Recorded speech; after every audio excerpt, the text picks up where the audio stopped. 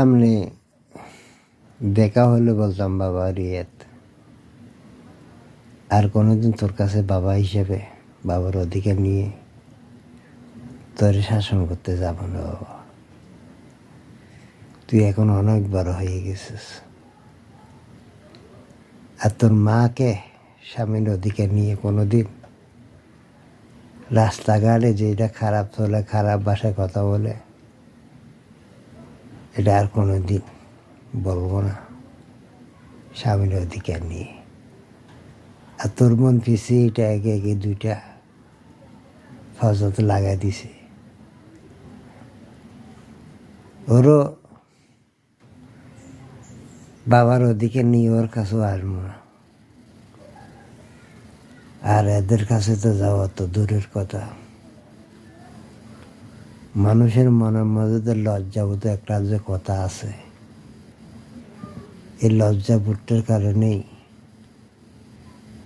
অনেকেরা সহ্য করতে না পারে আত্মহত্যা করে, বিষ করে। কিছুদিন আগে একটা মার্কেটের মাঝে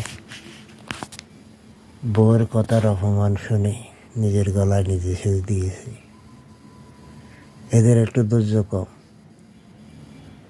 আর এগুলা আমরা করতে করতে সময়ের সাথে, জীবনের সাথে যুদ্ধ করতে করতে আমাদের এটা অভ্যাস হয়ে গেছে বাবা। তুই আজ তো জীবন মাত্র শুরু, এই শুরুতেই বাপকে দূরে টেনে দিলি, বাসি তাকিস বাবা। কারো কাছে সেদিন বাসি থাকে না। তুই একদিন বাবা হবি, বাবা হইলে